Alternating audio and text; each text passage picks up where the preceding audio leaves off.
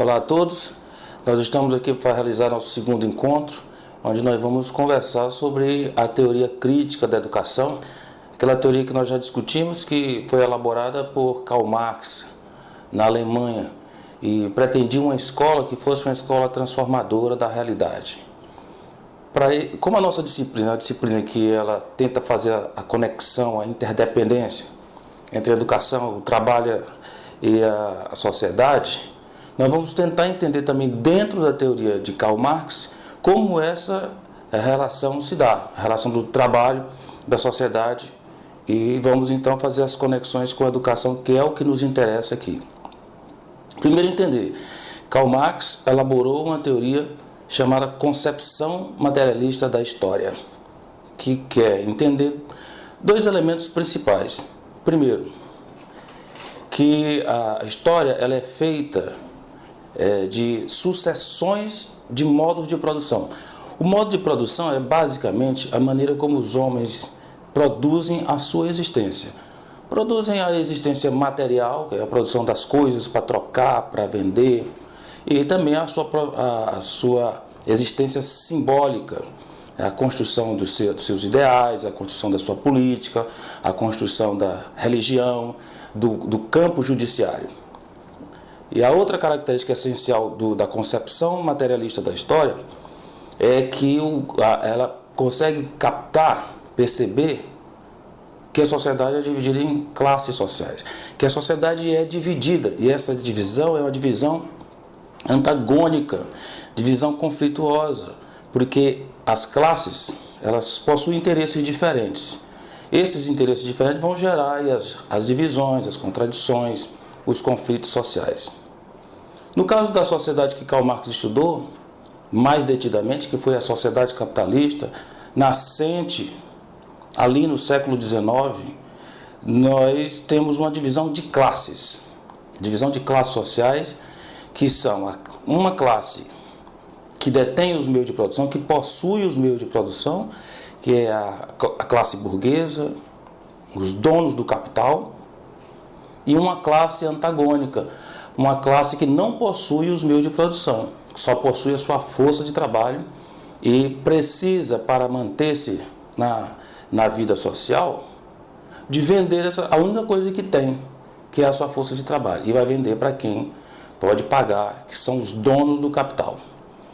Então, há nesse sistema de produção capitalista que Karl Marx estudou, um antagonismo entre essas duas classes, a classe burguesa e a classe dos trabalhadores, que é também chamada de proletariado. Na visão da concepção materialista da história, o Karl Marx dizia que esse modo de vida capitalista de produção tinha uma característica que era capitalista da exploração, a exploração da força de trabalho da classe trabalhadora. Ele chamava isso de, vocês podem ver no livro texto, de exploração da mais-valia. Nessa percepção de mundo, nessa sucessão de modos de produção que Karl Marx falava, o capitalismo tende a acabar porque ele é gerador dos conflitos. O capitalismo, nas palavras do próprio Marx, ele produz as sementes da sua própria destruição. Então, no futuro, nós estamos falando num futuro de um Karl Marx que viveu ali na metade do século XIX e produziu em 1848, vocês lembram, o Manifesto do Partido Comunista. O futuro seria que esse capitalismo desaparecesse. E, em seu lugar, Karl Marx previu uma sociedade sem classes, uma sociedade sem antagonismo, e uma sociedade que, por não ter as classes sociais antagônicas e por não ter o conflito, ela não exigiria uma entidade que seria responsável pela manutenção dessa desigualdade e dos meios de produção nas mãos de quem detém os meios de produção. Essa entidade é o que nós conhecemos como Estado, que para Karl Marx tinha essa função muito explícita, a função da manutenção da desigualdade das classes. Essa, em forma geral, é concepção materialista da história, que vê a história como a sucessão dos modos de produção da vida social. E essa visão de Karl Marx, até hoje é considerada pela teoria, pelos teóricos, como uma visão correta da vida social e das transformações ocorridas na vida social. O que talvez Karl Marx tenha errado, por conta de várias experiências históricas que não foram bem sucedidas, como a experiência da União Soviética, como a experiência da China, como a experiência de Cuba, que produziram sociedades socialistas, mas também trouxeram muita desigualdade, mantiveram a reprodução da exploração, que são sociedades autoritárias, sociedades que não aceitam a divergência das ideias. Esses fatos concretos, esses fatos reais, fatos históricos, eles refutam, negam que aquela previsão do Karl Marx de uma sociedade sem classe, de uma sociedade sem desigualdade, de uma sociedade sem Estado, ela estava errada. Mas não está errada a concepção materialista da história, a visão geral de Karl Marx. De fato, existe a possibilidade de o capitalismo ruir, de o capitalismo desaparecer. Alguns teóricos já apontam para isso e dizem que o que nós estamos vivendo na contemporaneidade, no século XXI, não é mais capitalismo. Outros teóricos, numa polêmica ainda muito grande, dizem que o capitalismo só está enfrentando uma crise. E o capitalismo é um sistema que ele consegue conviver muito bem com as crises e superar as crises.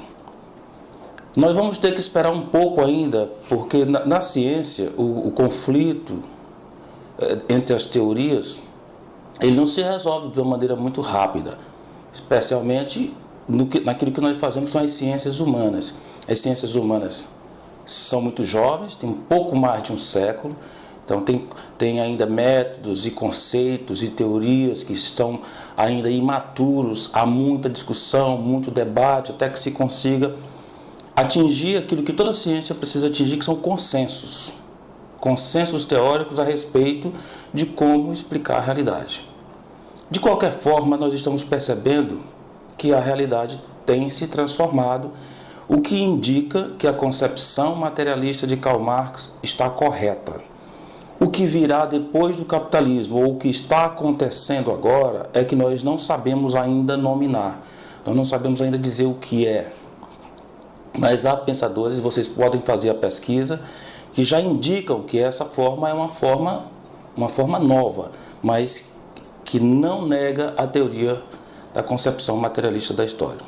Então, aqui nós percebemos uma relação entre o trabalho, a forma de produzir a vida, o modo de produção e a sociedade.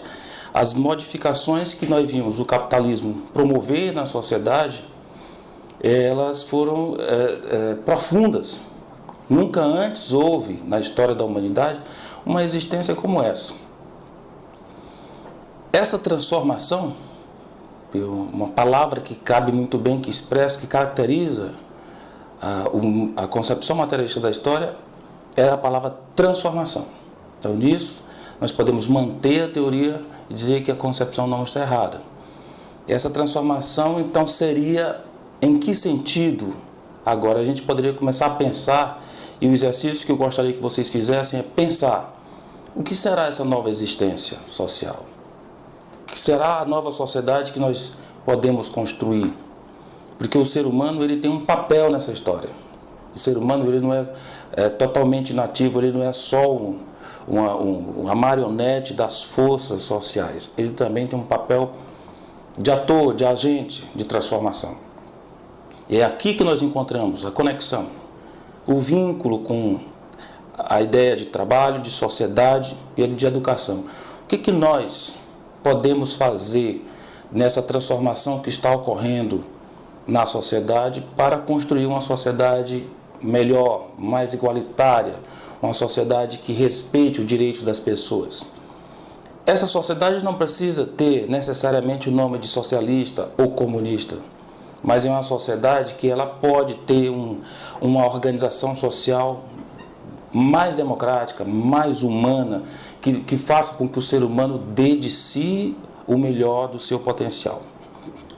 Esse talvez seja essa talvez seja nossa principal função na educação, o de tentar construir ideias ou visões de mundo que nos indiquem um caminho melhor para a nossa existência. Que existência será essa? Esse é um trabalho conjunto, de pensar juntos, de refletir. Talvez ninguém tenha a resposta. Na concepção materialista da história, tem duas ideias que até hoje não são consensuais entre os teóricos. Uma ideia é que a transformação ocorreria ou ocorrerá pela pressão, pelo conflito, pelo confronto, pela luta entre os meios de produção e as forças produtivas. Ou, em outras palavras, entre as relações de produção, que são sempre elas conservadoras, são sempre de exploração, são sempre de tirar dos trabalhadores um trabalho a mais, e as forças que se desenvolvem progressivamente, como a tecnologia. A outra ideia de transformação que está presente na concepção materialista da história, alguns teóricos, alguns autores preferem, é que a luta é entre as classes sociais, entre os trabalhadores e a burguesia, e que dessa luta os trabalhadores organizados tomariam poder central e instalariam uma nova sociedade. Ainda também não há consenso a esse respeito.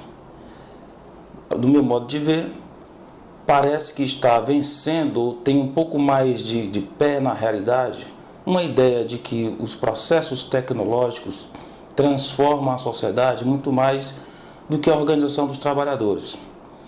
E nós, no processo educacional, nós temos que estar atentos para isso. O que está acontecendo no mundo contemporâneo que poderia nos guiar no processo educacional? Então, algumas coisas estão acontecendo. Primeiro, que as tecnologias estão avançando em passos muito rápidos. Nós temos tecnologias agora de comunicação, de transportes e de produção de mercadorias nunca antes vistas. E essas tecnologias, elas têm um papel tanto positivo quanto negativo. O papel positivo é que as tecnologias novas, elas de uma forma liberam o homem do trabalho e deixam um tempo mais livre para que o homem desenvolva outras atividades. Por outro lado, o aspecto negativo é de que as novas tecnologias também provocam a desocupação, provocam o desemprego. As novas tecnologias tiram cargos, tiram profissões. E as pessoas que estão acostumadas a determinado trabalho e têm uma cultura desse trabalho, dificilmente encontram espaço na nova sociedade. A nova sociedade é uma sociedade que exige um nível elevado de educação tecnológica. Então, para ocupar algum espaço nessa nova sociedade, não há mais retorno possível. As pessoas têm que se capacitar cada vez mais para operar esse mundo cuja tecnologia avança a cada dia sem nenhum tipo de freio.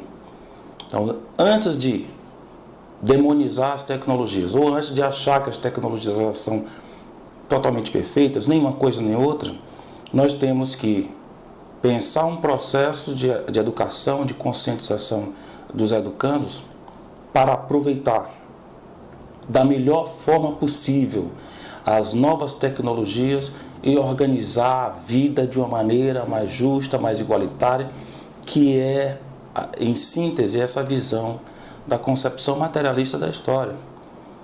Além de interpretar a realidade tal como ela é, quer também a concepção, a construção de uma sociedade renovada, uma sociedade capaz de garantir uma condição de vida mais digna às pessoas.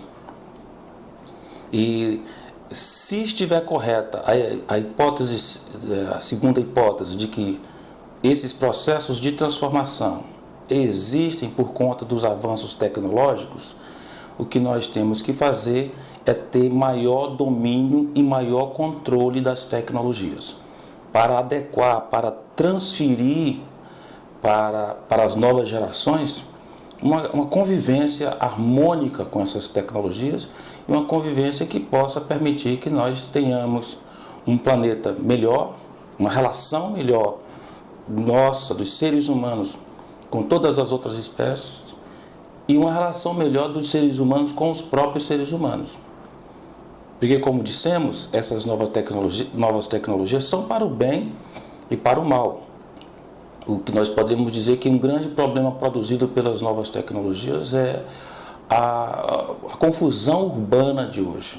Um problema seria a grande quantidade de automóveis existentes no planeta, que de alguma forma estão deixando a nossa vida insuportável. Passar algumas horas dentro de um automóvel, hoje para se deslocar para o trabalho ou para o estudo, já está ficando uma coisa insustentável. Associado a isso tem o problema da poluição e tem vários outros problemas associados, como os acidentes de trânsito e assim por diante. É preciso, então, que nós comecemos a pensar a realidade baseado ainda numa concepção do século XIX, mas que avance para entender esse mundo contemporâneo, que é um mundo que não tem mais volta, é um mundo cujas tecnologias estão transformando o nosso jeito de pensar, nosso jeito de sentir, as nossas relações estão transformadas. Basta ver que as redes sociais estão mudando a nossa relação humana, a nossa afetividade, os nossos contatos amorosos, as relações na família, de um jeito inelutável. Não tem mais volta, não é possível mais resistir a tudo isso. De que forma nós vamos pensar isso e nós vamos discutir isso com os educandos? Eu gostaria que vocês pensassem sobre esse assunto, refletissem, vissem vídeos, discutissem em sala de aula, para entender que mundo é esse que nós estamos vivendo.